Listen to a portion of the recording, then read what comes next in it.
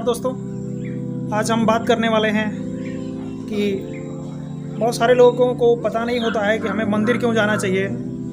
आज हम इसी विषय पे बात करेंगे कि हम लोगों को मंदिर क्यों जाना चाहिए और पूजा क्यों करनी चाहिए।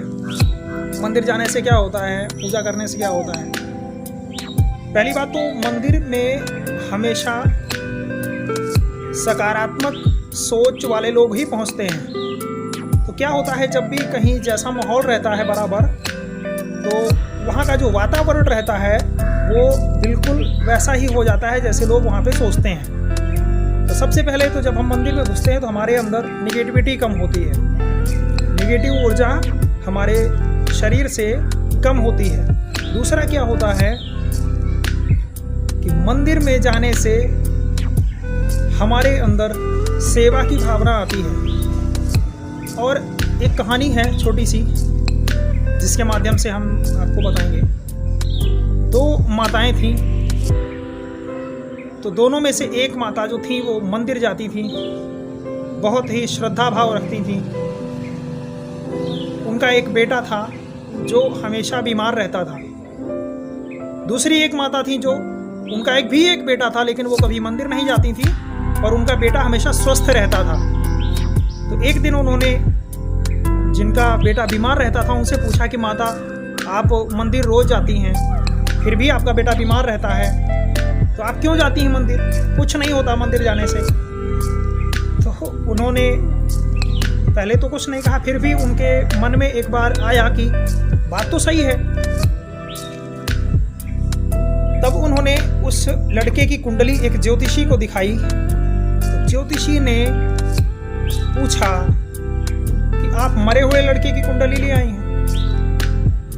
माता ने कहा, नहीं, मेरा तो बेटा जीवित है।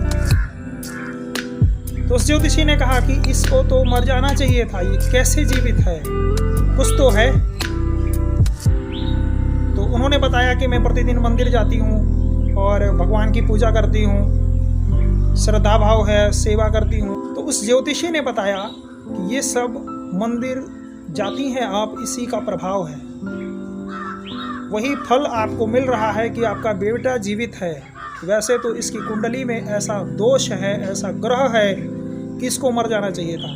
बहुत सारे लोग जो कहते हैं कि मैंने ऐसी पूजा की फिर भी मेरा अनिष्ट हो गया, उनको बताना चाहता हूँ कि ये आपके पिछले जन्म के कर्म होते हैं या इसी जन्म के कर्म होते हैं, लेकिन कुछ दिन पहले के होते हैं जिनको आप भूल चुके होते हैं, और उनका फल आपको मिलता है। और आपको लगता है कि हमने जो पूजा की उसके कारण ऐसा हुआ है, या मैंने जो पूजा की है फिर भी मेरे साथ ऐसा हुआ है। एक बार एक व्यक्ति बहुत ही पूजा करता था, हमेशा पूजा पाठ में तल्लीन रहता था, हमेशा अच्छे कर्म करता था, फिर भी उसको बहुत सारी समस्याएं थीं। गरीब था, बीमार रहता था, दिक्कतें ही दिक्कतें थीं। एक दिन वो नदी में स्नान करने के लिए गया। जैसे ही नदी में प्रवेश किया उसने, उसके पांव में एक कील घुस गई। बहुत ही दुखी हुआ और क्रोधित भी हुआ। सोचा कि मैं इतनी पूजा करता हूँ फिर भी मेरे साथ ऐसा हो रहा है। आज मैं बड़ी श्रद्धा भाव के साथ नदी में स्नान करने के लिए आया था, फिर भी मेरे पाँव में कील लग गई। उसी क्षण आकाशवाणी हुई कि मूर्ख, तुझे लगता है कि तूने बहुत अच्छे काम किए हैं, लेकिन तेरे पिछले जन्म के बुरे कर्म इतने थे कि आज तुझे मर जाना चाहिए था। तुझे आज कोई तलवार से मार देता, लेकिन तूने इस जन्म में इतने अच्छे कर्म किए हैं कि तेरे पाँव में छोटी सी कील लगी है।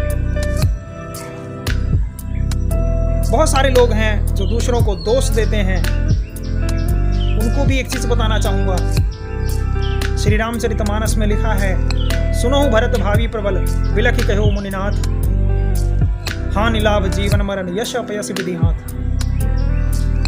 इन सब बातों में किसी दूसरे को दोष देना बंद करिए।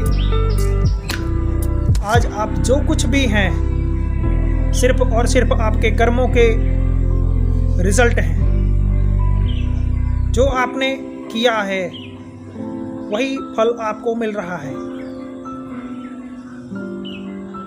आप जो थे वही आज हैं, और जो आज हैं वही कल हो जाएंगे। कोशिश करिए कि हम अपने वर्तमान को सुधारें। आशा करता हूँ कि आपको ये वीडियो अच्छी लगी होगी। अगर वीडियो अच्छी लगी है तो कमेंट करके हमें बताइए।